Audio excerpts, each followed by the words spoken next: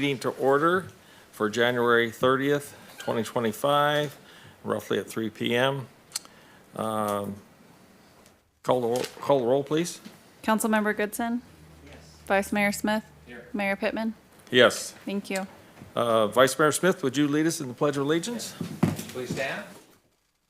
Salute. Pledge. I pledge allegiance to the flag of the United States of America and to the republic for which it stands, one nation, under God, indivisible, with liberty and justice for all. I'd like to welcome you all to the meeting today. Just a couple of housekeeping items. This building, if we have to leave the building for earthquake or whatever, that's an exit right there behind you. That goes direct outside, and then the way you came in the door is also the exit. And then down the hallway are the restrooms, if anyone needs that. On a high overload crowd day, we have another room that we allow people to sit in, and the speakers are in that room too, so you can hear what's going on in case there's not enough seating. And then we're going to assign Tim over there to be the last person out to make sure to clear the building. And if we do have to do that on some kind of basis, we'll ask you all to meet and count you all in the parking lot on the other side of the building. So those are just the housekeeping items to take care of. Next item is the hearing of non-agenda items. Do we have any cards? I have none submitted, Mr. Mayor. No cards. And we have our city administrator, Brian Ring, on Zoom. Is that right? Brian, do we hear you?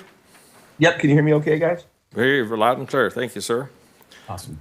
Regular business, we're going to move the item number 2, the draft changes to the Orville Municipal Code, safe and sane fireworks, up to the beginning of the meeting so we can not be done with it, but we work so much with you guys, we're pretty much close to the end. So, Brian, did you want to make that presentation or? Yeah. Go ahead. I can do that, and I'm not sure. Could you I turn did his have, volume up? I know Kayla did print out some copies of the proposed changes, and I'm not sure, otherwise, I'm not sure if I can share my screen. I don't know how to work here remotely. Kayla, I can also do that as well. Yes, you can share your screen. I've also printed copies. They are on the dais as well as available to the public here. Okay. Let me see. Let me try sharing, just see how it works here to see if I have some success. Okay. Yeah, we all have a copy of what Kayla just mentioned, and essentially it's the changes to the, there you go, screen's up, we can see it. Perfect. Okay, so let me explain a lot of these were in the prior version, but the previous version over here had sale and use shall be temporarily prohibited. And one of the comments that was made during the last session that we had on this was a concern over banning both the sale and use, and instead just banned the use, whereas the sale can continue. And therefore, if the sale is allowed to continue, they can then use those safe and sane fireworks at a safe time to determine later whether it's Veterans Day or possibly New Year's Day. So that was one component over here that was mentioned at the last meeting. Mm-hmm. Any questions on that? And again, it's really just right here. We had that it was the use of fireworks shall be temporarily banned. It was the use and sale of fireworks. So it just now says just the use of fireworks. Mm-hmm. The one thing I would add, just for clarity for us all, because people sitting in this room understand the word fireworks. They also understand the word safe and sane. They also understand the word illegal fireworks. I think it'd be very clear to say safe and sane fireworks at each juncture in this document so that we're very clear that's what we're talking about, if you understand my meaning there. Yep. Mm-hmm. And you can either do it in the document or we can have it as a definition to this code that whenever the word fireworks is mentioned, it's relating to safe and sane fireworks use, sale, and that kind of thing. That just might help for clarity to the public. Yeah, I thought it was in there, but if it's not, I will, since it's mentioned up here, I will make sure that it's either defined or we note that. Right. That way we. That's a good idea.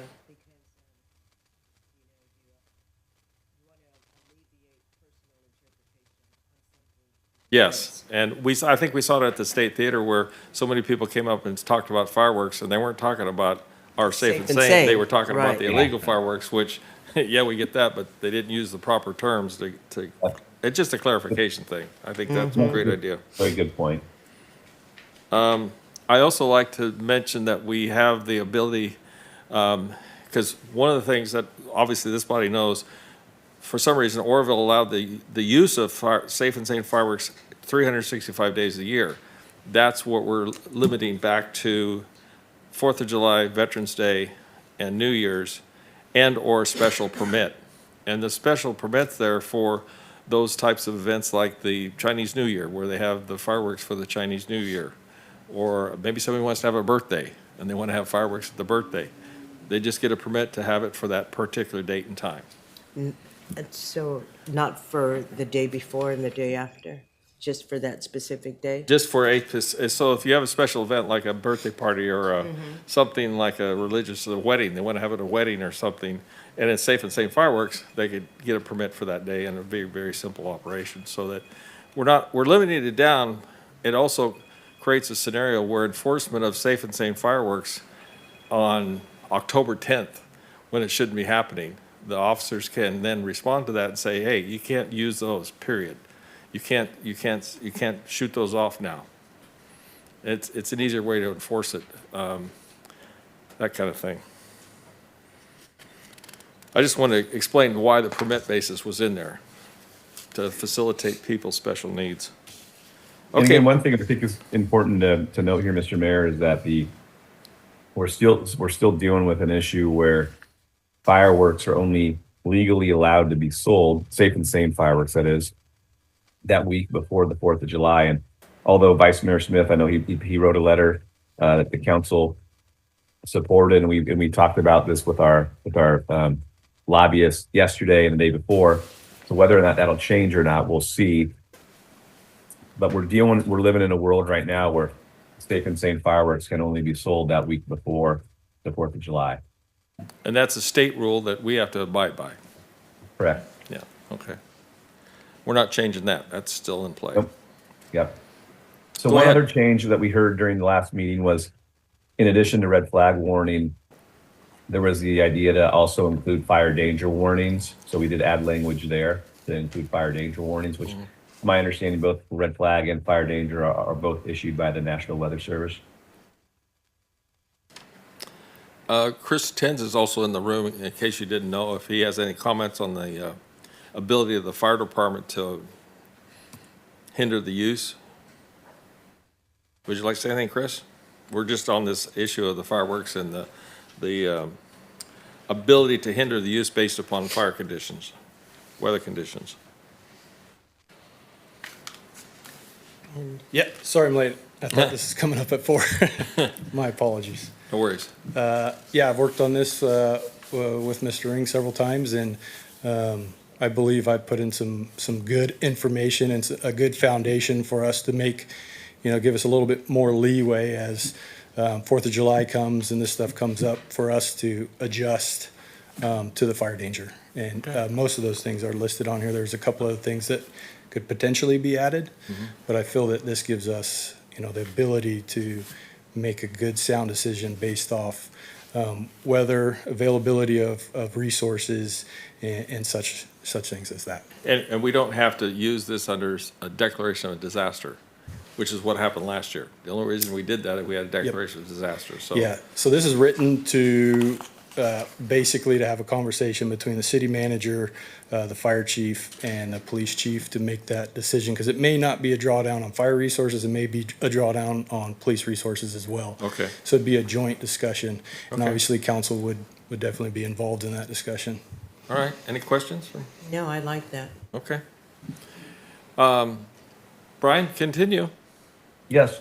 We want to add in one more language, a little bit more language, not here, but a language with regards to one component we talked about was a concern that was raised about transportation of fireworks on a daily basis to and from the various locations in which the fireworks are sold at. So Chief Tenz and I spoke about it, and I had a draft. I don't have it with me right now, but ultimately to add in some language in here about the responsibility of the vendors that are selling fireworks that they retain them in a secure Connex box or some location, so we don't have fireworks being transported to and from these facilities on a daily basis, both in the mornings and in the evenings. That's one of the other addition we'd like to make a change on in here. And I'll make a note of that right here.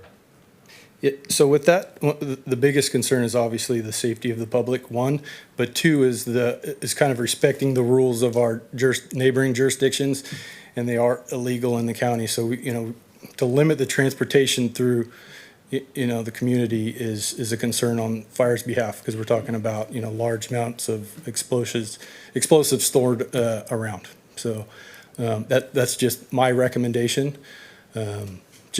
I had some concerns about fireworks traveling, through town. Got it. And we have the fireworks vendors here, and we'll let them talk about that as soon as we finish this analysis, and get that. I know most of them have a Connex box or a shipping container on site, Right. store them there on site.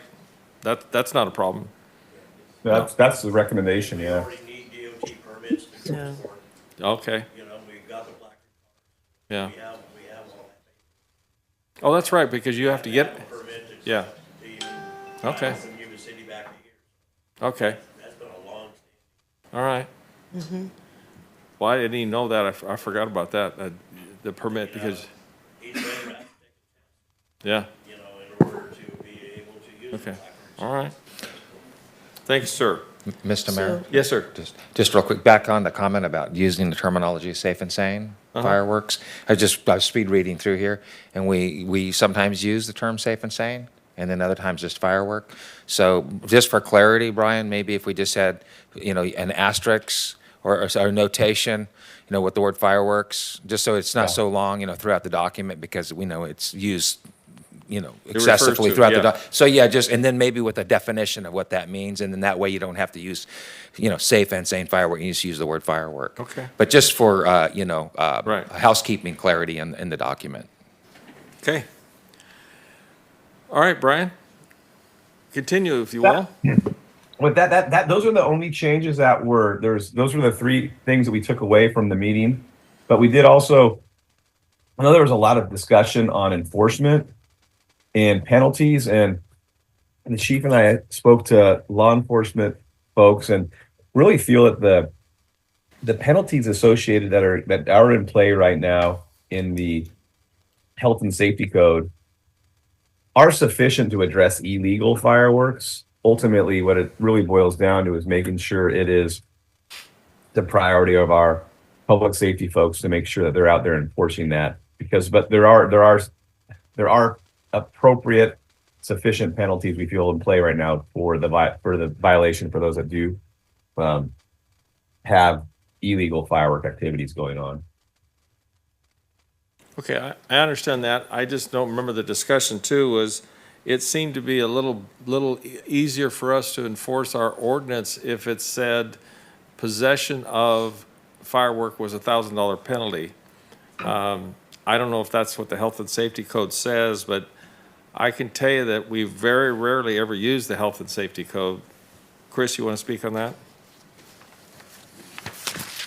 Yeah, so we do have a cheat sheet, and it is covered under the health and safety code and a couple others, but it's really hard there's multiple things come into play when it comes to enforcing illegal fireworks or illegal use of fireworks, and a lot of different things come into play. So it's hard to really pinpoint, like red flags, state of emergency, the type of firework, the amount of fireworks, all those things come into play on how the charge would come across through the district attorney's office, with a multitude of different, scenarios that could change it. So it's hard to, pin one thing down. Right. And this kind of question would probably go to law enforcement from the police officer side of too. I know, I'm just thinking that if there's a city ordinance, it might be easier to enforce by simply issuing a fine to a person that's in possession of. Just that simple. Very hard to catch the one that actually shot it off, because once it's gone, it's no longer evidence. It's history. But just the mere fact of if you have it in your possession, that could get you $1,000 fine. That to me is a nice way to drill down on it. And maybe our folks will tell us about other jurisdictions, so. And I appreciate that. I just know that we have very rarely ever caught someone, for use of, because it's gone and the evidence is gone. But if they have it in hand, I know if a guy had it and his wife said, you better to get rid of those things or you're gonna cost me money out of her kitchen fund. You follow my thinking, so I think it more of a deterrence than actual application, so. I'm not sure if you guys can see, I did bring up the health and safety code now. I'm not sure. Is that showing now? It is showing. And So what it's is, talked about, and there's various thresholds where if you have less than 25 pounds, so to your point, if you have one illegal firework, guilty of a misdemeanor and upon conviction, fine no less than $500 or more than $1,000, and also potentially imprisonment for up to 1 year in jail. So that's for less than 25 pounds. And then, shoot, sorry about that. okay, This is kind of what I was talking about. There's different scenarios, and in possession, could be a charge. The use could be a charge. The poundage is usually how we look at it versus the amount of physical fireworks, but it's more based off the pounds or weight of the fireworks themselves. okay. And different weights could obviously trigger different charges. Yeah, obviously the folks that are coming down here with significant, more than 5,000 pounds of obviously the fines and the incarcerations are much different for those folks than it is for those who have, say, a handful of illegal fireworks. Okay. Any questions, council? I just have one more comment. It may or may not matter, but on this, I'm under red flag warning. And we're kind of letting NOAA, National, or NWS, National Weather Service, kind of be in the driver's seat on issuing that red flag warning.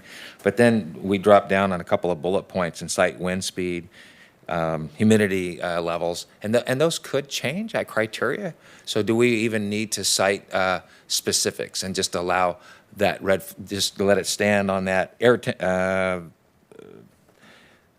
where it just talks about them issuing the red flag warning, and then that's it. If they issue a red flag warning based on criteria that could change depending on circumstances, rather than us citing, numbers, wind speeds, humidity levels. Is that necessary? In other words, it just kind of shortens it up. I purposely put that in there just because that gives us the authority to where if we do have maybe a wind event that doesn't trigger the red flag, but there's fire concerns on CAL FIRE side. So, but I put the criteria that would meet red flag, but then there also could be verbiage in there that specifies, under other. Yeah, in other words, what I'm events. thinking is there might be times where you need to be a little bit more proactive, and maybe it's only 25, but maybe that's not good. And what we're looking, we have to say 30. In other words, giving you a little bit more authority in that respect. But maybe it's not necessary. It's just No, an observation. I think. We're happy to Yeah, add I whatever think you'd the like. tools are there to make a determination, but also the flexibility. It's one thing to have NOAA say it's red flag day, but if our area, Orville, happened to have a huge rainstorm before that and our fuel moistures are very high, that may not apply to us on a red flag because they're not looking at our fuel moistures, whereas we Right. are looking at it here in the ground. We know what our fuel moistures are, and if, they're significant, or the nighttime humidities and all those other local factors. It just gives that a broad spectrum brush, and then to come back to the detail. And, if our fuel moistures are below 5%, then, we got a big problem. But if they're up above 20, 30%, and the nighttime humidity recoveries are high, then that really gives us a Two-way tool. street. Yeah, Yeah. it's a factor to look at. Sure, yeah, makes sense. We could add verbiage in there about the burn indexes if you would like.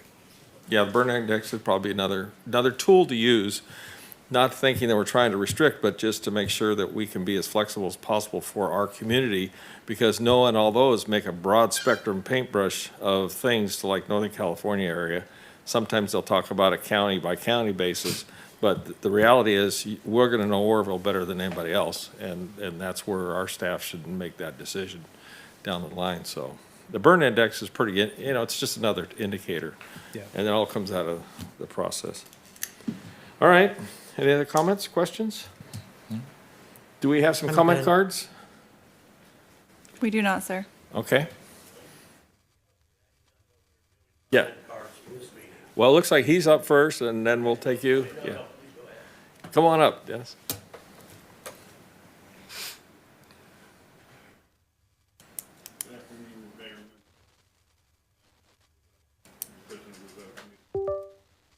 Oh, could we, here's Mike, thank you. Yeah, she just turned it on. All You're right. good. You're good.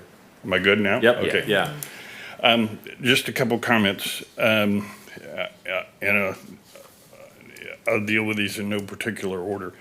On the enforcement standpoint, as I raised, I believe, in a letter to the council on November 30th, Section 12700 of the Health and Safety Code cannot be used to enforce a local ordinance. Those provisions that were just read to you, I'm very familiar with them because I was responsible for getting them in statute. Those were put in there so that concurrently, as you see in that same statute or series of statute, was a provision put in there by Senate Bill 839 in 2007, which allowed local jurisdictions to have a administrative fine process for seizure and citation, or seizure and problems for 25 pounds or less. The relevance of that is because the Health and Safety Code cannot be used for enforcing a local ordinance, number one. Number two is, even if it was under state law, the fine that you issued for that would go to the state general fund, not to the city of Oroville. And number three, it would require a criminal action on behalf of either the city attorney or county district attorney to enforce those violations of the state statute. And so there is every reason under the sun for you to have a local administrative fine provision in this that is of substantial impact on a violator. I'm suggesting that it'd be $1,000 per item per violation and whatnot. So that's one thing. Second thing is on the red flag warning. Again, the National Weather Service is the only one that is authorized and does issue red flag warnings. Before the December 3rd council meeting, I checked with CAL FIRE to see if they or their divisions were empowered or authorized to issue red flag warnings. They said no, they would rely strictly on the National Weather Service. Yeah. To the extent that you want to localize it so as to give the deciding decision on that matter to a body other than just CAL FIRE, I think is appropriate as you've already done. The last thing is, I believe on the days of, or excuse me, two more things. On the days of use, there was a wealth of testimony at the December 3rd council meeting from the nonprofit groups about maintaining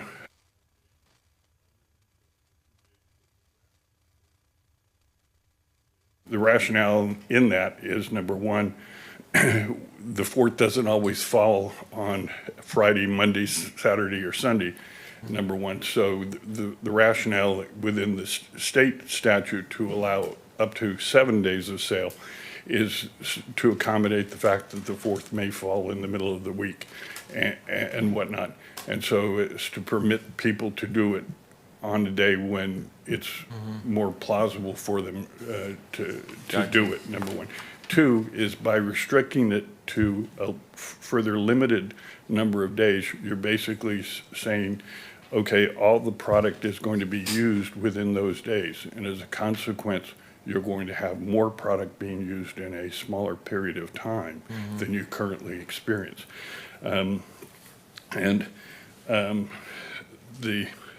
last thing on the enforcement I would strongly urge that in addition to having an administrative fine provision in the ordinance, that you have a social host ordinance provision so as to permit citations being issued based upon where the product is being used.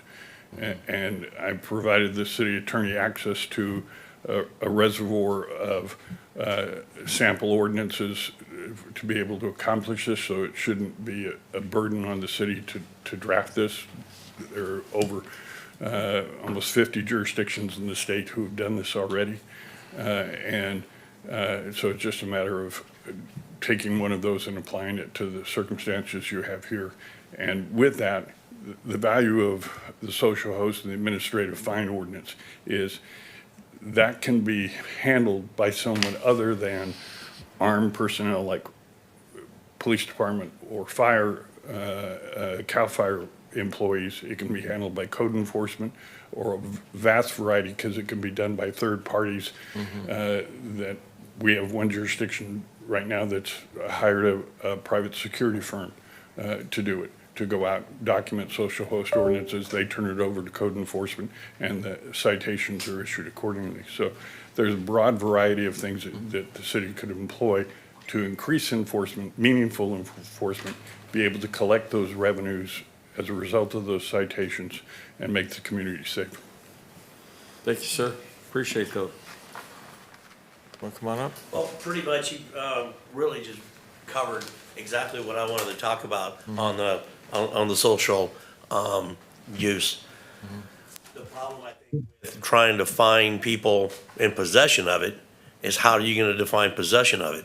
You know, I work out at Town and Country Liquor, and I'm out there every 4th of July, and it's like a swap meet out there, and all the fireworks are on the ground. There's really no way. I mean, so you light off a mortar. Yeah, Who's in possession of that mortar? yeah, Well, it's in possession of the property owner, yeah. you know, or just have some other way to observe them. Because I know at this point, and I'm a very firm supporter of our fire department, sheriff department, and police department, and I'm not pointing fingers, but I've been out there when they've been lining those cannons with Orville police, sheriff, and fire watching. But they don't have any, Ability. I know they have the power to, but it's not. Is it time for a police action? Is it safe? To go rolling in there while they're lighting those explosives off? Probably not. Yeah. But if we can figure out a way, Right. to start actively going after these illegal fireworks, because in the 10 years I've been here, I have not seen it Yeah. one bit, and I'm really kind of hoping we can do that. Okay, thank you, sir. Appreciate that. Anybody else wanted to? Oh, come on, Mike.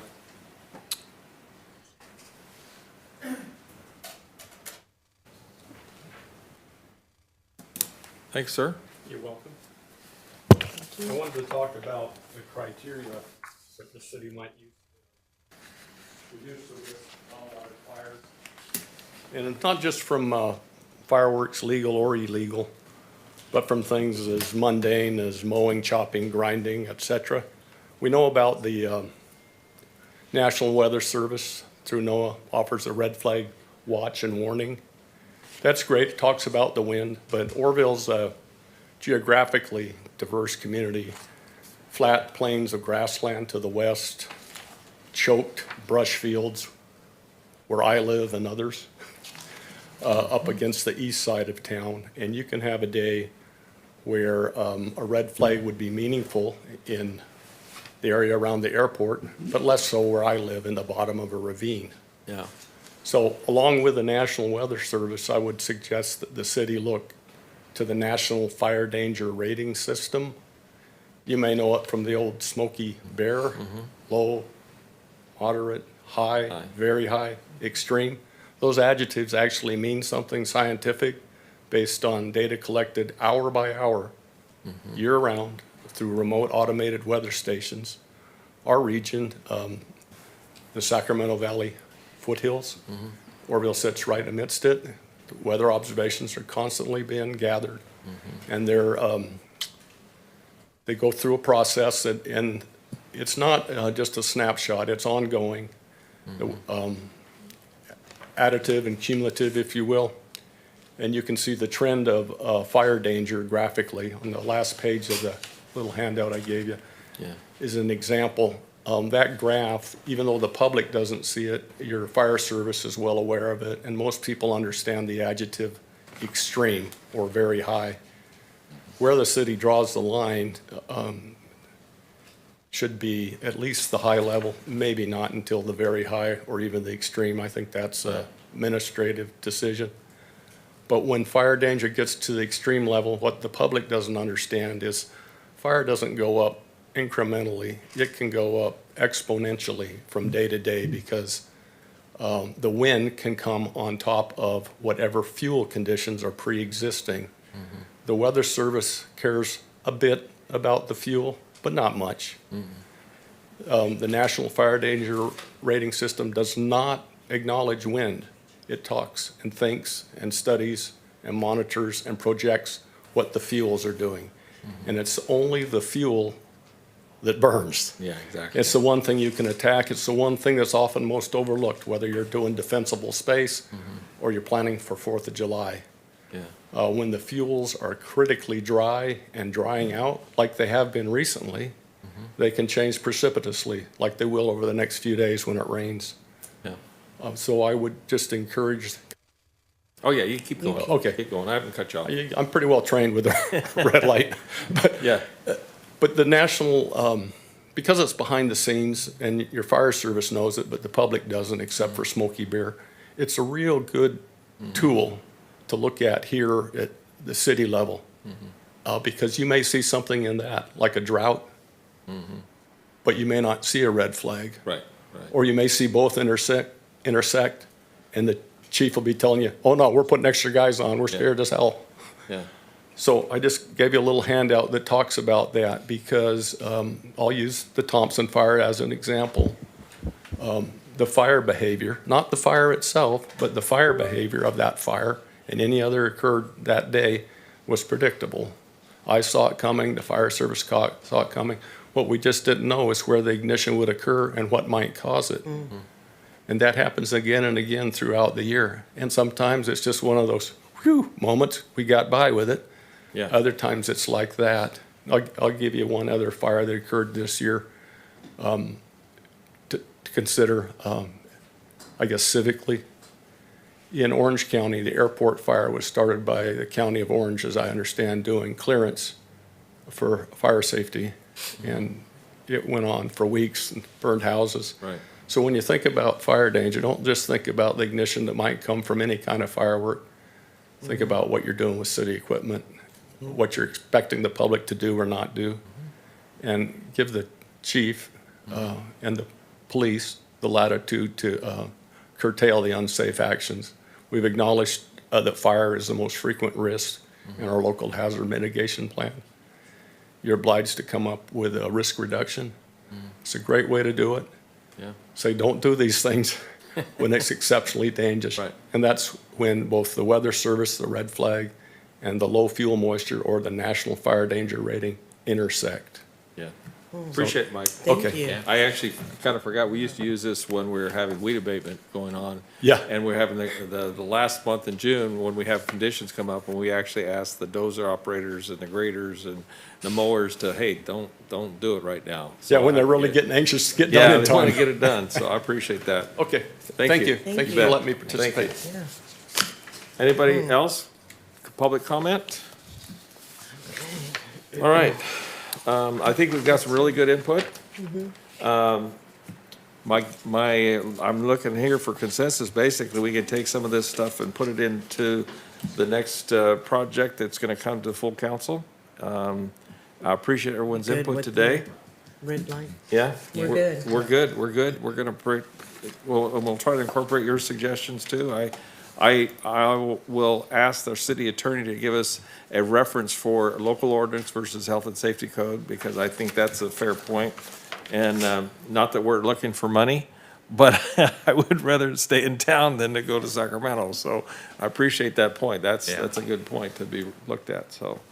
Any other questions? Brian? Any other comments? Nope, I think we're good. That's great. All right. Great input. Great input. I thank you all. We'll Thank provide a you. direction to staff and we'll move forward with that. Probably next council meeting, this will come up would be, Kayla, what time? The next council meeting, Or no, when would this issue? I believe we have it slotted for February 18th. Brian, correct me if I'm wrong. I believe so, because I know there's some things that need to start up, I think, in March, so we wanted to ideally bring it to the council in April. February Yeah. 18th. It'll go to Yes. council for full adoption. Thank you all, gentlemen. Thank you. Right. We've had a long process with that topic, and we appreciate your efforts. Okay, now we're going to pull back to item number 1, Mr. Energy-related development concepts. Mr. Patrick, please, come on up. Afternoon, Council. I'm really introducing this team behind me. This is Bree Renewable Energy, Inc. And they're coming here to do a biomass project, and their big focus is to help to clean out the forest and do some vegetation management to reduce the risk of fires. And so I wanted to introduce them to you now, high level. They're just sort of getting started with their project, and you'll be seeing this probably over time. But it's a neat project, so I wanted to meet them. So Come on turn up, it over to gentlemen. the boys. Good afternoon, Council. Welcome. Thank you very much. My name's Michael Spencer. I'm from London, England, and my colleagues here, thank you very much, Mr. Ben Talbot, also from England, who's a very experienced biomass developer from the last 25 years. He's probably constructed over $1.5 billion worth of biomass plants around the world, which achieve the lowest emission standards as well for CO2, NOx, and all other sorts of nasty substances which can sometimes be emitted from more traditional forms of energy, but not this one, because it's clean and with really innovative solutions which Mr. Talbot has brought into his business and technology. We then have Mr. Les Day from Mountain F Enterprises, who is our business partner from Mountain. It's part of a joint venture which forms Butte Renewable Energy, and also Mr. Doug Lindgren, who is also our partner, who is also both Les and Doug are in the forest management industry and have been for many years, and have provided many of the resources in this area which are working on the fire prevention measures. Now, we have some slides today which I'll just talk through at very high level. But fundamentally, I'm just trying to get this to work. Okay. Gillian, may I have to help him? I can just say, I'm pressing click. It is on. I can just say, There you go. okay. Yeah, I think you have to hit. Yeah, you have to get it on the Excellent. arrow. Oh, okay. Okay, fine. So, Okay. all right. So just therefore to introduce us. So, the forming of this JV is a coming together of two, I would say, successful strands. So the Mountain Tubit Enterprises side really has been dealing with all the forest clearance and the fire prevention for a number of years. And what has happened as a result of that, and we note the presentation by Mr. Mike Brown today, they are conscious about the dealing with the arisings, the biomass arisings from those sources. And we are here today to reignite the opportunity to rebuild, redevelop, recommission all of the existing biomass plants in the area, and the first and the most predominant of which is here in Oroville at the old Popeye site. So you'll see the picture here of that old site, which was built and commissioned back in the 80s and has been decommissioned for, well, you will know, perhaps about the last 15, 16 years. Now, the reason why these have been decommissioned is because there are issues with their financial viability.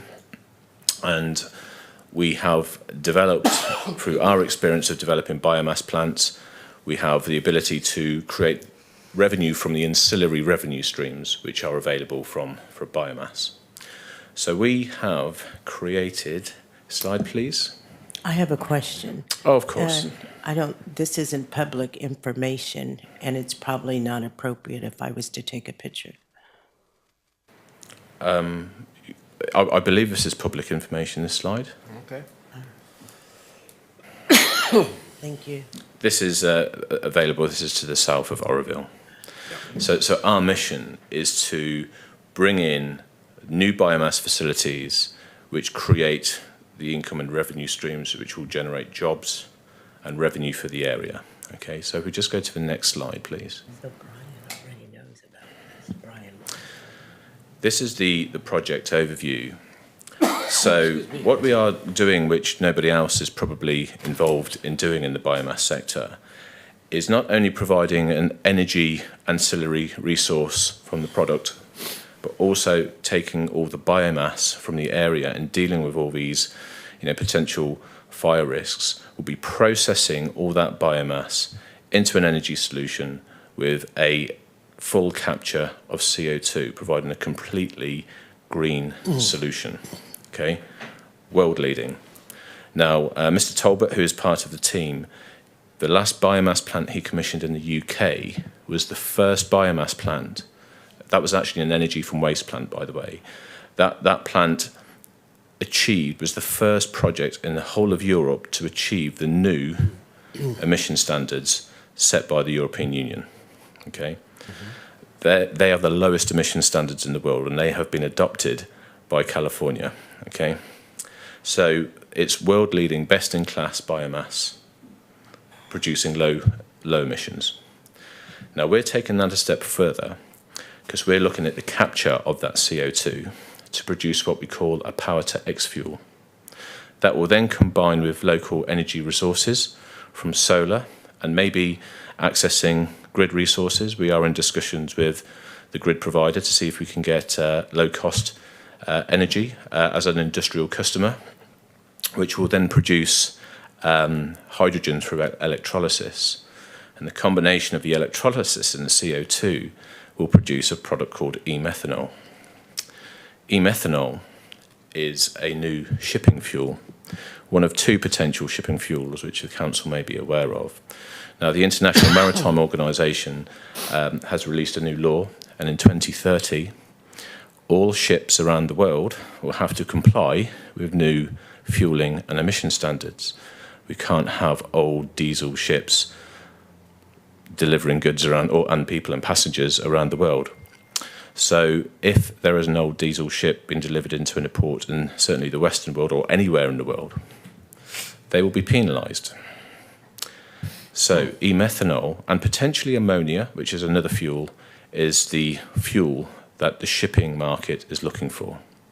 The problem is, despite billions of dollars worth of investment by the big cargo carriers in producing the engines ready for e-methanol, there is a potential short supply of e-methanol as a product.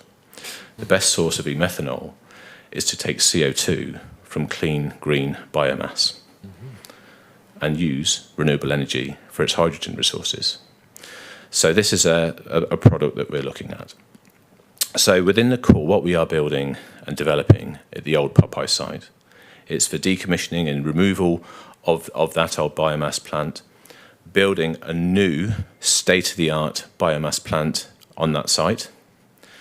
That plant will then take the forestry arisings resources and will address the issue that Mr. Brown talked about, and he's provided his paper today, which we'll be working in consultation with Mr. Brown. And we'll find that dealing with those mountains of biomass will be a result and a solution that we'll provide. As well as that, we'll then have the biomass facility, and then we'll have our e-methanol solution, which will be based on this site as well. So we're not only dealing with fire risk, dealing with CO2 capture, carbon capture, we're also providing an exportable product which will create revenue and jobs and put Oroville on the map as not just a state or US-wide, but maybe even like a worldwide recognised place for the production of fuels. Because even though we are in an area where there's significant high risk of fire and an issue at the moment, that does create a solution which then could promote an opportunity for the city, as well as providing that fire prevention. So that's the solution that we're here to work with the council members and the city to evolve.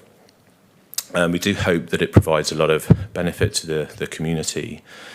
We will be exploring some of what happens with a biomass plant. It does create a number of ancillary byproducts, clean and opportunistic byproducts, one of which is it does produce energy, it does produce heat, and that heat can be converted into, that's about the steam effectively, in hot water, that can be converted into cooling and chilling, which can provide other opportunities. So we are in the very early stages of looking at the opportunity within Oroville to see what help we can provide to both businesses and individuals within the community. That's at a very early stage, and we obviously need to do some work on that. But whilst we're very much focused on getting this project through its new approval and its external funding, of which we have our partners looking and modelling with me on that side of things. We also want to take the opportunity to see how we can really help the community of Oroville to secure jobs, keep industry here, but also bring new jobs as well. So that's part of our mission. Approximately how many jobs do you think this would generate? The construction process will generate 500 jobs. 500? The operation and the ancillary benefits will also probably create 500 long-term jobs. But it's also securing jobs for the area. Sustainable living wage jobs? These are engineering, professional, Yes. educated jobs. So Yeah. we would be looking. Yeah, I think, if I might comment, Mr. Mayor. ahead, yeah. Yeah, conceptually, when it comes to, I think your earlier part of your presentation about any concerns with environmental impact, obviously California has many layers that handle that objectively. It's like full steam ahead, no pun intended. So you're well received, I think, in our community. We're looking for those types of opportunities, and we leave it up to the other agencies to ensure that, you're in compliance with, the various environmental, concerns that might be there. And obviously, we would want certainly those things to be, addressed. We want to make sure our folks are safe. But that being said, we're very proactive in looking for these types of opportunities. And when I was talking with our lobbyists yesterday, I brought biomass up because I see that as a sustainable model. Of course, we have a lot of forest that was initially impacted by the various fires, but there's an end game. Right, that material only has so much time of viability for its use in biomass or other types of production. But I see we have a lot of agriculture. So in other words, it's a sustainable model, and then also the continuation of appropriate forest management, which would have in other words, a sustainable model where that material continually comes in and year out to stimulate this type of new energy production. And in that, my only thought was, I know that with the new administration, there's again a lot of focus on petroleum once again, and but then that's probably an end game, right, at some point. But so a couple of questions I have for you. One is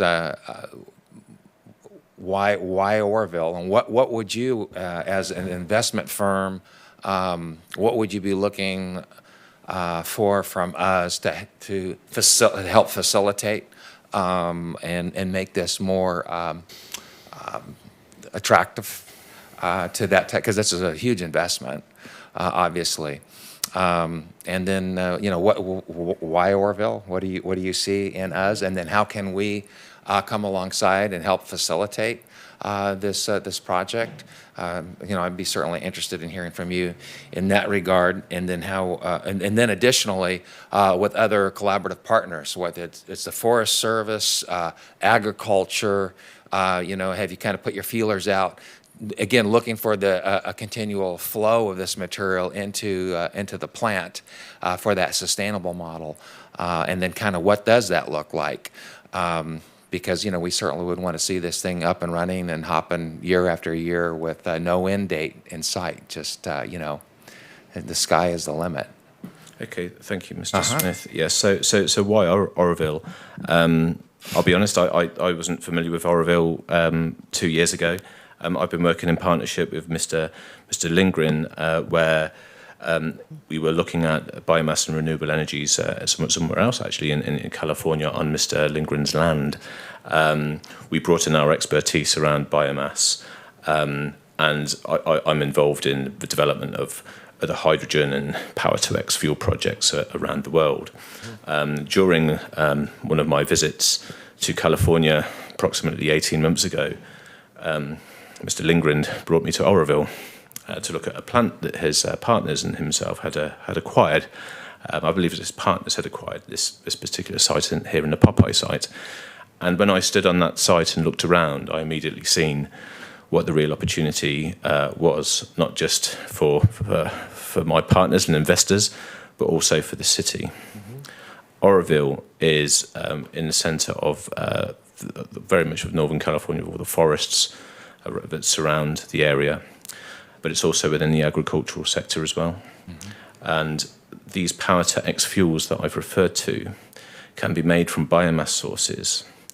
But there's also space. If you look at the project overview slide, there are different types of technology which we are bringing into this facility, which can use waste agricultural product, could also use sort of forestry arisings, and even waste. Get the city thinking about the way it recycles and uses its waste to make new more let's say, economically and environmentally friendly ways of dealing with waste rather than disposing. But so the why Oroville question. So when I came to the site and looked at the opportunity, we could really see that it's in an area where you're not close to forest, because the city surrounds you. You're in an old industrial area which needs regeneration. So it enables the site to be protected on, in the area. It's just a safe place to build a plant like this because there was a plant there previously. Secondly, you are at a centre of a transportation hub for the lumber industry, and that's the history of this city. Okay. Also, you are within the agricultural sector. You have one of the largest cannery entities in the world, I believe, in this city. So there really is a really exciting basis to create something new. And it was a really more anecdotal, but a nice story when you look at the history of Oroville. Yeah, it has a boom every 60 years. I believe 60 years ago there was maybe a lumber boom, and I believe 60 years before that there was a gold boom. And it's quite nice that it's ready for another boom, and we think it's in renewable energy, in Power-to-X fuels. We think that's the future. And all of a sudden for us, the journey that we've come on in the past 12 to 18 months while we've been looking at this project and developing and spending a lot of time building the network around for investment and the technical solutions, we see it as a really exciting place to do business. And we think we've been really encouraged. Sometimes when you are developing these projects, you find the local community and maybe sometimes the authorities and the planning committees can be sometimes bureaucratic and difficult, challenging to deal with. We have found Oroville one of the most innovative, open, welcoming environments we have, in my experience of doing this for over 25 years. And my colleague, Mr. Talbot, believes the same. We've just never experienced just such a welcoming and encouraging want to do something. And it's not just the authorities and the people within the public offices. It's the community. The community want to do something here. They want change. We're stagnant. And there's reasons, perhaps, that we, in our research, that we find why that may be. And we believe we have some interesting solutions, but we're in the early stages of that thing. And I think working in partnership here with the council and the authorities, we think we can really bring something interesting to the future of Oroville. Just real quick, I think, I'm just looking at the average resident here. They're automatically going to ask, what are the environmental consequences? There are no environmental consequences. There are only environmental benefits. Benefits, okay. Right? Because what you are doing, think of the matrix, and I'll link this into your next question, Mr. Smith, which was the forest service, agriculture, sustainability. Think about the scenario: the forest fires, when they occur, already contribute to most of the CO2 It's crazy. arisings. Okay, that needs addressing. Okay, if the wood is then taken and stored in chips or piles, that's also problematic, because after time, rotten carbon starts to have a chemical reaction, and methane goes into the air, which is even worse. Okay, so by creating this solution, and when you talk about the safety side, our experience with Forest Service and Agriculture, with working with Mountain F Enterprises and Tubit Enterprises, these teams know how to deal with the forest safely in a managed way.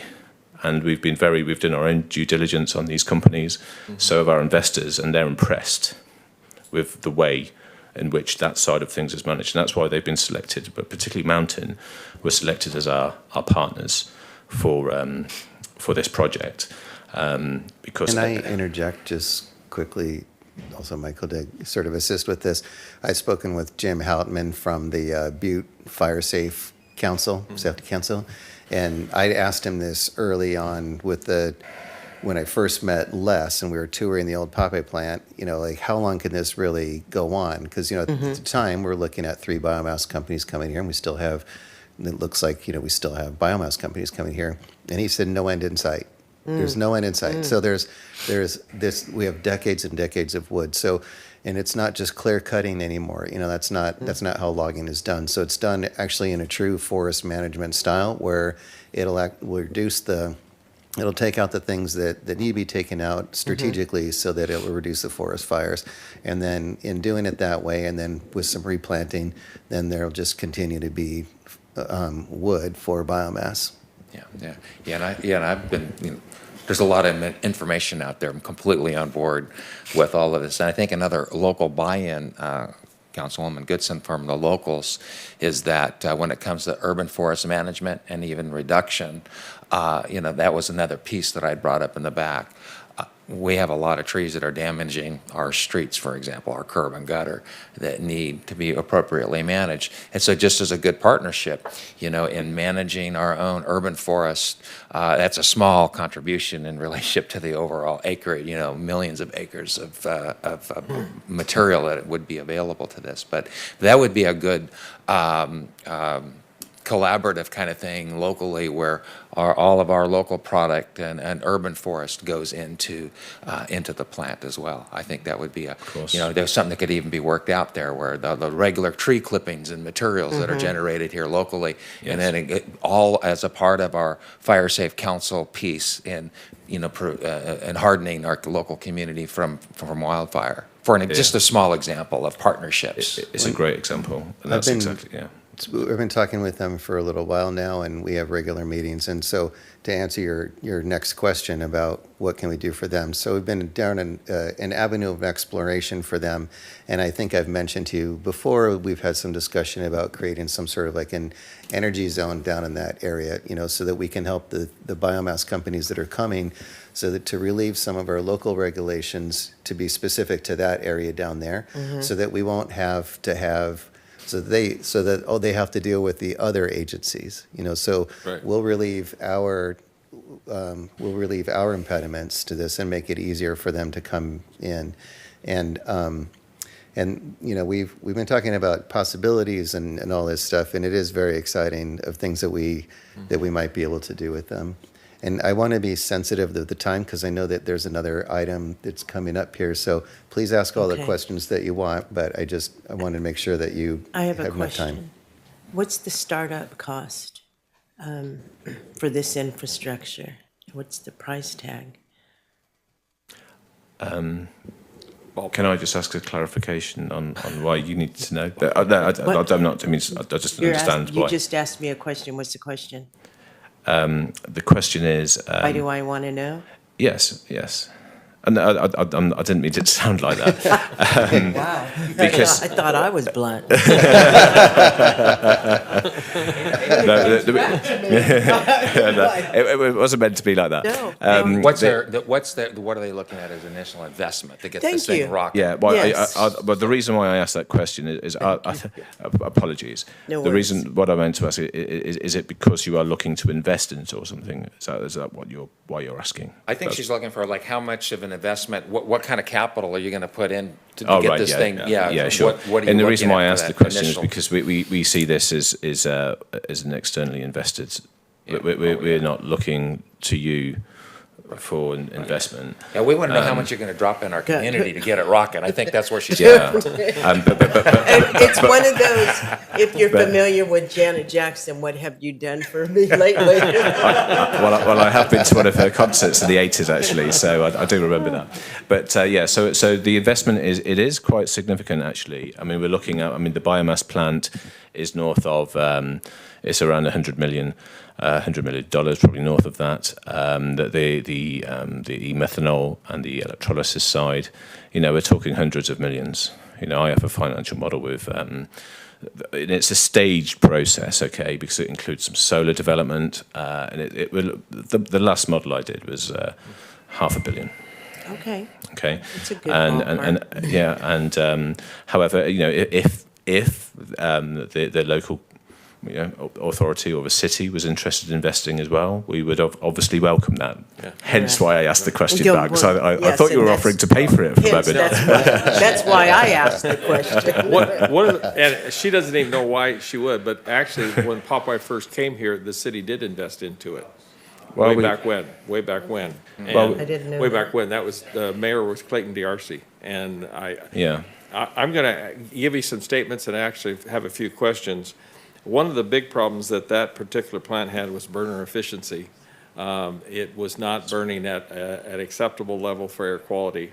Correct. The next question is, do you have secured the air credits for operating a burner from air pollution or not? I don't know if you have or not. So at the moment, and yes, we are aware of the efficiency of the existing plant. We are removing the existing plant. Right. Okay. And we are putting in a complete, brand new, state-of-the-art plant, which has the optimal efficiency for biomass.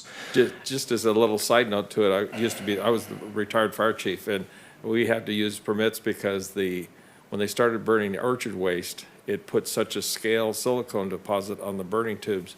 We had to issue permits for dynamite deck cord to blast the stuff off the tubes inside.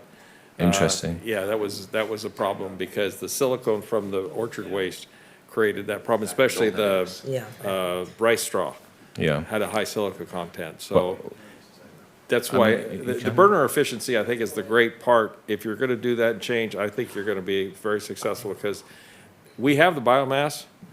I've burned down a lot of forests in this area, and my worst Is that a confession? comment that I'll say continually, it's somewhat of a confession, we did backburn a lot of round trip other fires. But the thing that's just killed me is we don't do salvage timber ops after the fire. And it is just crazy that we don't. And I've had arguments with my Forest Service friends and my state friends to not go back and do salvage timber operations. It's preferred just way too far beyond that. So what you probably should do is invite me to one of your Friday roundtables, because I've got a lot of detail, because I was there at the plant and operated things Thank you. as the fire Yeah, chief. yeah. Our biggest thing was pile management, just to take care of the pile, because we had some issues with that. But those are things that are doables. Those are solvables. I mean, that's the big thing about it. You want to maintain the water pond and the pumping system and the fire hydrants and all that kind of stuff. Would you So- like me to just briefly explain the process? Well, we can do the process, but let's do it at a different time, because I have enough minutia detail here to take you on for a couple hours. I'm familiar with bank cleaning, and we're not going to be doing it. Okay, all right, all right.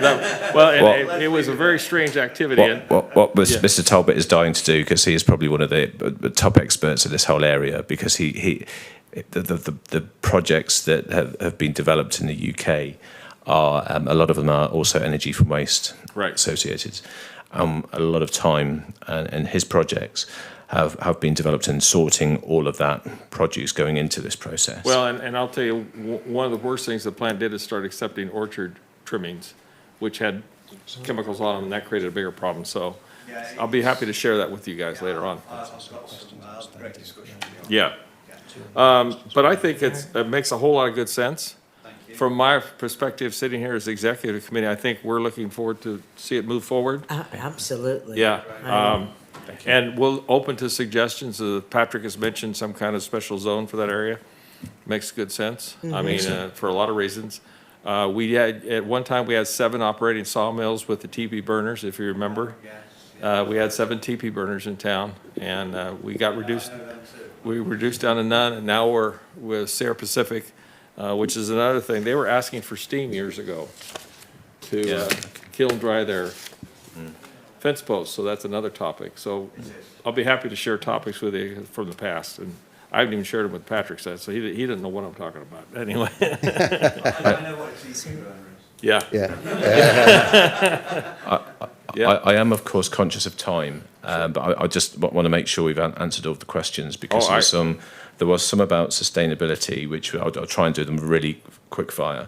So the environmental consequences, we think there's only benefits, which is stop the fire, remove the CO2 from the fire, the way in which the carbon is being captured as well. I mean, even without the whole carbon capture e-methanol process alone, the lowest emission biomass system is going to be placed as a phase, I think it's phase 2 actually, into the Bree site. But the fact that the next phase of that, the carbon capture to e-methanol, takes it forward, and that produce is then going into the shipping market through e-methanol, and you're decarbonising the transport market. Yeah. So it's like I think we calculated it's like a quadruple carbon negative benefit. It's extraordinary. So that's the environmental consequences answer. The sustainability point is we also are aware that that brush is also an issue, and also there is a consideration about the replanting of some of the trees as they're removed. There's possibilities which could be explored. Right, your company across the street replants 6 trees for every 1 harvested. Yeah, well, the benefit of that. I mean, obviously, there needs to be the schemes and the availability to make that work for those businesses. But the important thing is, obviously, trees generate the most CO2 absorption in their first years, and they can then be managed properly because you've got the resources to manage it. So you've now got a whole cycle starting to develop. But then also the way that the base design of the biomass plant, it's quite robust in what it can take in, because it's designed actually to take a wider produce. So there's maybe other, as you say, the local garden waste, but maybe other types of waste could be a consideration for the future, but not an absolute necessity. But also we have the ancillary products around. We have more different gasifications model, fermentation and things like that, which can be used to digest. Peach pits from the cannery. Well, Those exactly. are a pain in the butt. Exactly, and we've spoken to that group, and what is interesting in that, you don't just have to gasify when it goes into a burner. Right. There's other ways of doing it. You can digest these things. You can ferment them. You can distill them, and then you have other power to X products like bioethanol, which can come out. But we don't want to talk about that. Obviously, that's our IP and things like that, which we're developing on that site. And some of these early innovative, more innovative technologies which we're putting in, we're looking to do with the Butte Community College as well. So it'll educate everybody in terms of the way they think about renewable energy and look at the resources around them.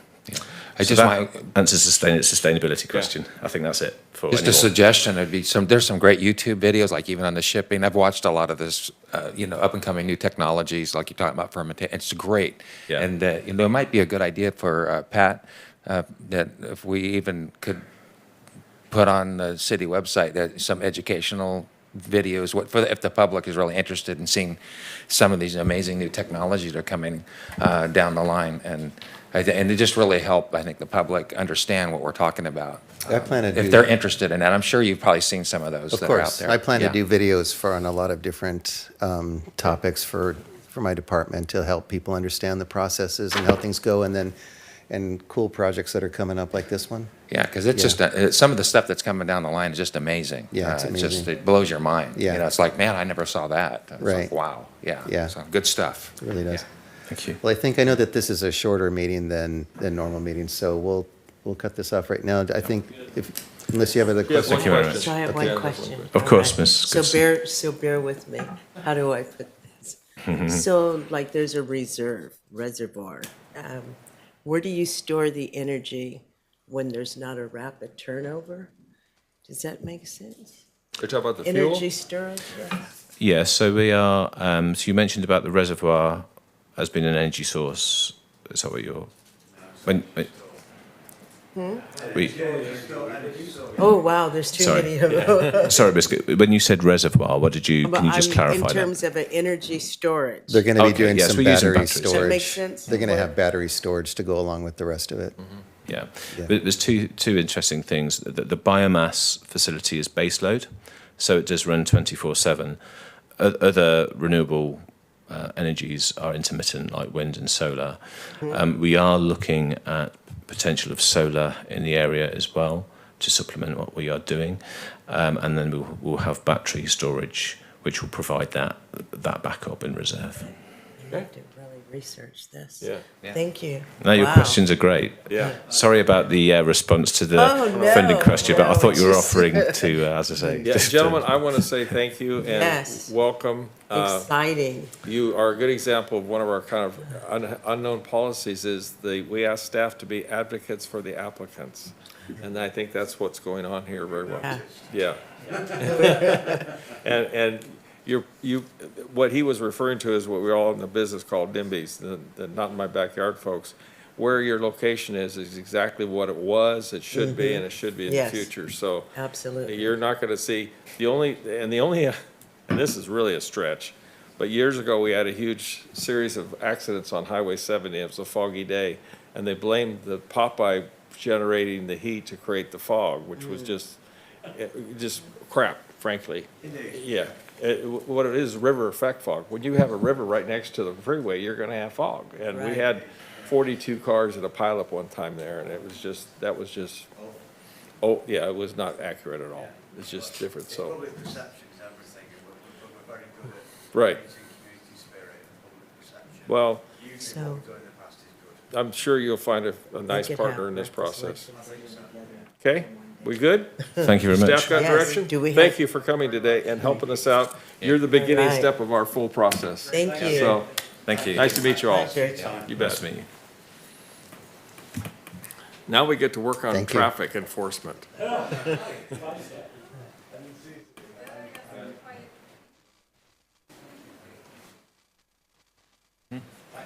All right, thank you all. Thank you. Be safe.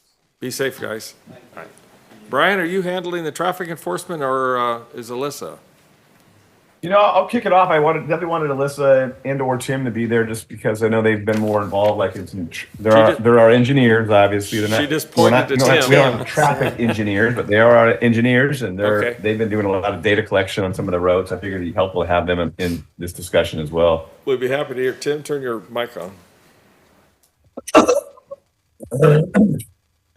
But Mr. Mayor, if I may, Please do.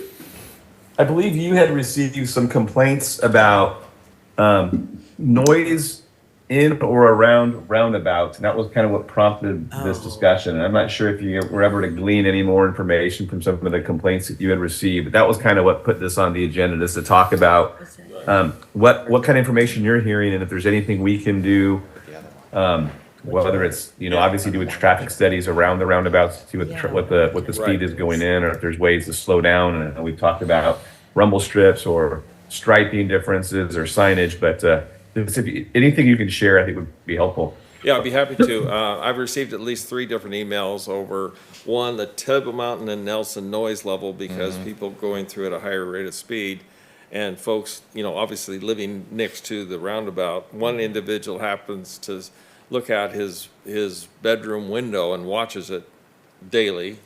Not sure why, but he does. And consequently, I kind of threw it back to him, like, what would you suggest as ideas to slow Sure. people down? So, I think you folks have some ideas, and I think we're very interested in those, to slow them down, not just at the one roundabout, but the other one too. There's a preponderance happening if you're coming down Montgomery Street. The people coming down Bridge Street seem to feel they have the right-of-way, and they take the right-of-way in front of people. And I've seen the cars staged up that hill from the roundabout all the way to Linden many times, because that's my way to come into town. And it's kind of like some people are courteous and some people are not.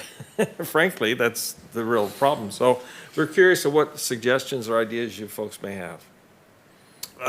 So the stacking of the roundabout is not an Oroville issue. I think it's a California-wide issue. I have the same problem, Eaton and 99. Microphone. Oh, is your mic? Oh, it's on. Yeah, Okay, it's on. yeah. I was Yeah. looking at the I windows. figured out the. Yeah, all right. And I think mostly that's an educational issue on roundabouts, because they're fairly new. They've been around for a while. Yeah. But I think they're fairly new to this area. A lot of people have no idea that the person in the roundabout has the right of way. It's not a stop sign. I don't know how many times I stop behind somebody who thinks it's a stop sign and it's clear. Roundabouts are meant to move traffic more efficiently. It'll be a slower speed, and oddly enough, there's more accidents associated with the roundabouts, but they're at much lower speeds than it is with a stop sign or a signalized intersection. So you have less fatalities, less injuries at roundabouts, but more kind of fender benders. Kind of the best laid out roundabout in Oroville is the Table Mountain one, because it makes you, it's a chicane. It makes you turn Right. and move around it. All of our roundabouts are signed for 20 miles an hour, caution signs. So they're yellow. They're not enforceable unless you get in a wreck, and then you can get a ticket from it. But they're all 25-mile-an-hour speed limits. 20 is the cautionary. Rumble strips, anything that makes the car kind of pick up and move around as it goes around, I don't recommend those. You lose traction more. I think any of the fixes would either be add the chicanes that are on Table Mountain to down at Washington. Well, I guess that is Table Mountain where it meets Washington. More striping, maybe kind of like what we did out here on Montgomery. Put some more visuals out there, but it's not anything that is physical. It's more visual. Enforcement, I think, is the big piece of it, though. We have our radar trailers out by the fish hatchery. The record right now is 76 miles an hour down the hill and 72 miles an hour up the hill. Those are all late at night. Those are all, by and large, people are going Average. not too far above the speed limit with the 85th percentile. 85th percentile is 85% of your cars are going this speed or under. That is what the state of California sets their speed limits at with an engineering study. So that's the maximum it will be. So most of them around town have been within about 5 miles of whatever the posted speed limit is. But then you have the outliers. You have a 94-mile-an-hour person going down Montgomery late at night on, I think that was New Year's night or Christmas Eve. Just moving. I mean, that was at 11 o'clock at night. So what you're saying is that as a community, we're basically obeying the law for the most part. For the most part. We're hitting the the most part. criteria, the Well, expectations the state sets. And I think what's even more saying, he's able to stand here and tell us that from the data collected from the new signs. Is that where you get into the new radar signs? Essentially, yes. Yeah. Okay. and But I- the radar signs will be ignored in the future if there's no enforcement, Right. because people will get used to them and they'll tune them out. Now, there is an observation over time, there's been some damage to signage, infrastructure, lighting around some of our roundabouts. So, I mean, common sense would say that some of those items need to be repaired and replaced, and/or, just like we've seen a dramatic impact from just something that seems so small, like the striping that you already brought up on Montgomery. So sometimes the smallest things can have some of the hugest Biggest impacts. biggest, benefit.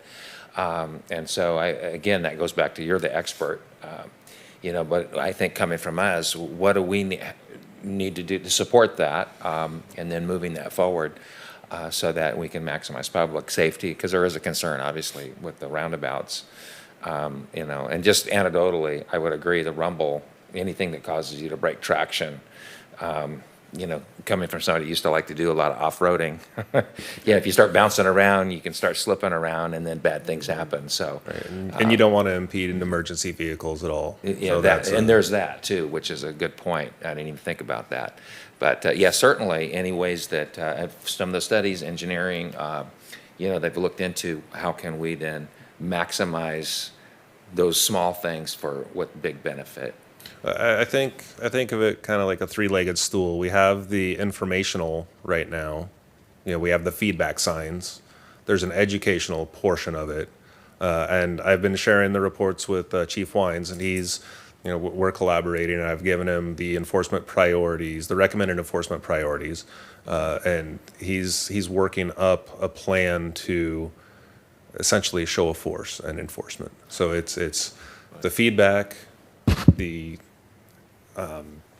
educational, because nobody knows how to use a roundabout. That's evident. I mean, I follow people all day that don't know how to use it, and the enforcement.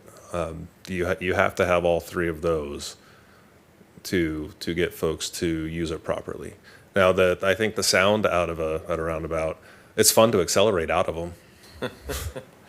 Well, and that's the other dilemma, because the one individual, I said, how would you, reduce the sound? Well, if you reduce the speed, it's typically reduce the sound, but I think myself, the addition of more of those traffic speed limit radar signs, whatever you call them, I think that would be even more valuable for almost all over the city, because that gives us the raw data to tell the cops when to sit there and catch them.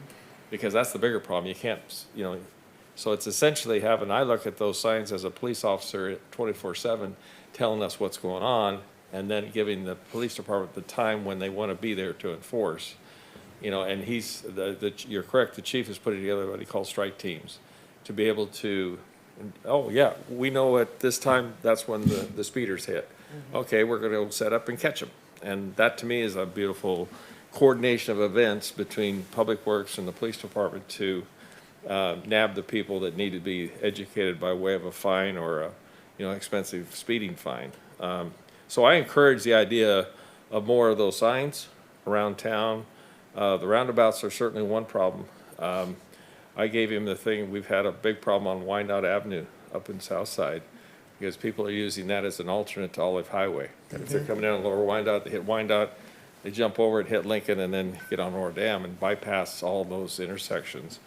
That's happening by the school quite a bit. So I would put that on a high-level target. Maybe your radar trailers, maybe they've already been there, I don't know. But the trailers are great, but the fixed signage, I think, has really caused people to, every time they drive, they see that fixed sign. I like the flashing light.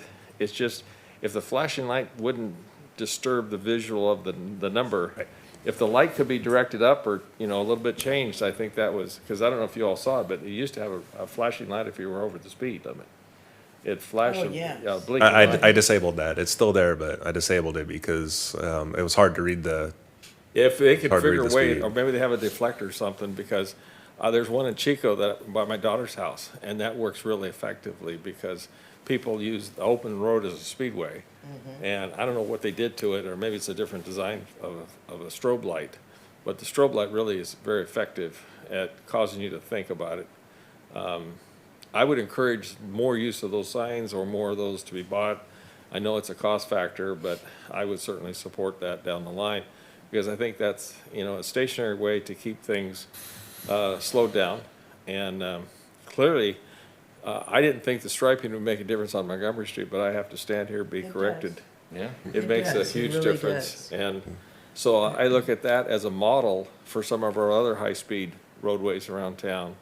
Wyandott's a good one, example. The other one is Orange Avenue. I have clocked people just with my watch at over 100 miles an hour, about 4 o'clock in the afternoon. And they're using it as a speedway, especially the motorcycles. We've had 3 fatalities at Orange and Longbar, where you come down to the slow section. And I actually came upon the last motorcycle rider that decided to pass the car making a left on the driver's side, which rolled him over, and we had to pick him up. And Wow. he's a vegetable now. Wow. But that's the thing, that if we could target those places with your tools. I know we put a stop sign at Yard and Boynton, and that caused a lot of interesting responses, but it does work. I mean, it just does. And I know around that area, many folks in that neighborhood were complaining about the high school traffic when they get out of school. You might know what I'm talking about. Yeah. So maybe some of those signs in that area where the high schools get out, and, cause them a concern. Because I think the word, what am I looking for? Deception of, or incentive to stay away from enforcement is probably our best tool, because we're going to get more cops. We're going to have more, but it takes a while to get that up to speed, and they have to be at the right place. But for you guys to have a sign to tell them when to be there, I think that's just hypercritical. That's just the best scenario of all. Tell them when and it's 96 miles an hour, or, just. I just have one more, just a comment, just on your comment, and then and also asking for a professional opinion. It would seem to me anecdotally, if, for an example, up at the Nelson and Table Mountain, if that was a traditional stop four-way, I would think, again, this is just my unprofessional opinion, that if you had that, it would be actually more noisy, because the action of braking and accelerating and all that seems to me that would be more noisy, produce more dBs than a free flow in a circle where the automobile is continuing to move and gently accelerating, hopefully, out of the roundabout. So again, but maybe you can just speak to that from a noise pollution level. That's just my thought. But and then just to comment on, I think overall folks have gotten adjusted to the roundabouts. My general, because I use them every day, and I think by and large 90% of the folks get it and do pretty good. There's just always the few here and there, and then whenever that happens, it feels like everybody's screwing up, But so I think as a community, I think we do pretty good. It's just a few, and I don't know how to, what's the best steps forward to help educate the few that still need a little bit of, additional attention in the area of education. But I think overall we do pretty good, I guess is my point. And then on the noise, maybe you could just comment on that, because now we've had that concern about noise and the roundabout. If it was a traditional four-way stop, would it be more noisy or not? I think it would be noisier. Yeah. Well, there used to be a sign that was stolen that was a solar-operated sign as you approach the roundabout on Table Mountain. I think the pole's still there, but it was either the panel was stolen or something that said speed limit, and I'm not sure what, it was a solar-mounted sign that flashed yellow maybe. Might look at, sign replacement or sign additions to the people entering the roundabout. And it's not typically the people coming down Nelson, it's the ones going out Table Mountain that want to just blitz through it. Yeah, there's 4 legs on the Table Mountain up on side the hill, or up on top of the hill. I think the one going north is missing. The sign saying 20 miles an hour on the north side is going missing. Right. On the south end, there's 5 legs to that approach, if you count the nature center. The one coming down the hill from Orange Right, is missing. yeah. That was yesterday. Yeah. I did that. Maybe not solar Or the or flashing visible, light but- is a very effective way to get people to think about it. I know when they put the flashing light at Stanford Avenue and Ora Dam for the child crossing, that was a big deal. That helped out a lot. That's way before your time. But we had a huge problem there at the bottom of that for kids crossing from the trailer park going up to school.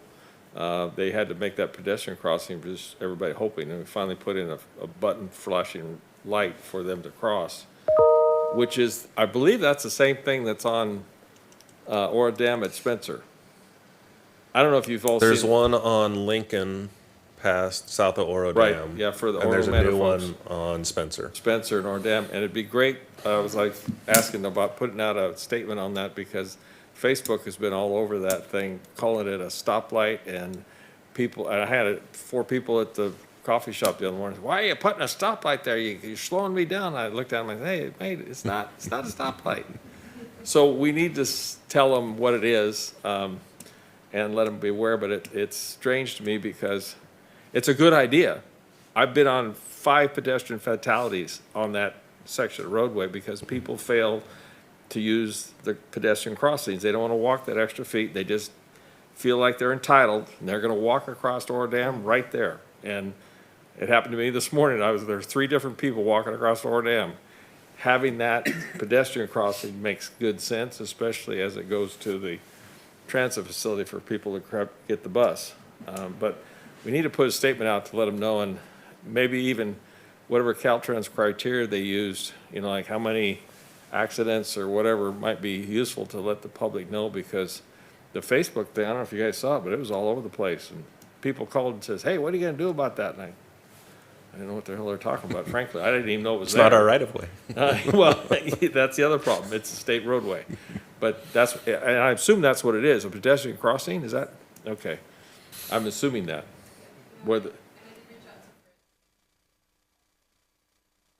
Okay. Okay.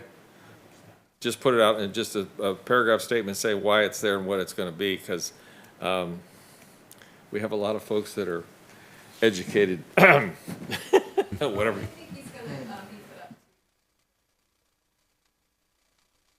That would be good, that would be good. Yeah. Right, right. Well, there's never been a crossing at Spencer, but everybody in the world crosses there 4 or 5 times a day. Just is, and I've been on at least 4 fatal vehicle accidents in that stretch, and I don't know how come they do it, but 2 vehicles rolled over in the one time we had 2 vehicles running into each other. We had 2 brothers that had 4 broken legs, and we had to put them in the ambulance, and we didn't have enough hair traction devices for 4 broken legs, so I had to hold traction on one of them because we didn't have enough devices. I mean, it's like, how do you deal with 4 broken legs at the same time? So that's a background that only I know because I was in the business, and nobody knows that, and nobody wants to hear the story either, but at the same time, that is a hypercritical part of town that people are walking across every day, all day long. And what you just told us too might be something to add to the whole traffic enforcement in town. I would think that people would be respectful to know that there's people driving down the road at the middle of the night at high speed. 96 miles an hour. Yeah, I mean, that might help quell fears that we're actually knowing that's happening. Because Yes. now people just they call us, or, they reference hey, I heard somebody's making too much noise, or, whatever, the speeding's going on. And Orange Avenue is just one of my pet peeves because I have the car wash up there, but it's amazing what I see. And I time them between 7-Eleven and Longbar Road. And when it gets down to 3 seconds, that's pretty fast. It's pretty fast. That's almost half a mile at 3 seconds.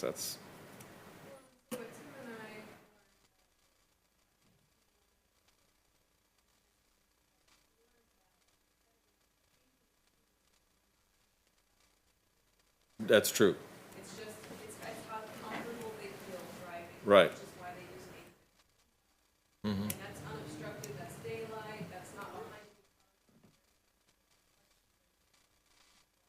Yeah. Right.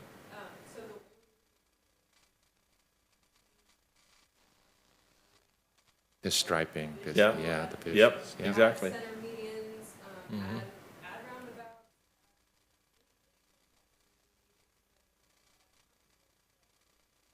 Yeah, and your example, Montgomery Street's a perfect example. Don't drive where the cars park. I mean, yeah, we have to be that simple. And stop signs and stoplights are last resort. Right. Those are, and those take, you have to satisfy what Caltrans calls warrants Yeah. to install those. And those are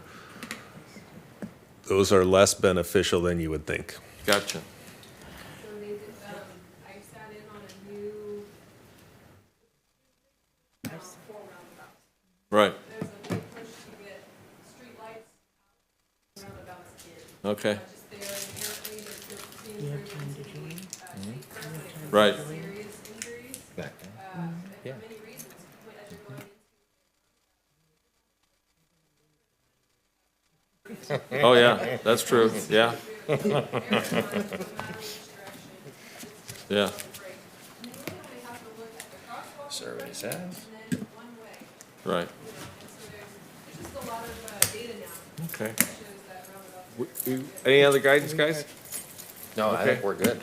Yeah. To meet them. You guys are Oh, okay. amazing. Thank you. All right, well, thank you, appreciate the time. We'll be happy to see more street signs and see whatever you got coming along the way. Montgomery Street's a success story, clearly, so. Yeah. Yeah, Brian, Awesome. meeting adjourned, you hear that?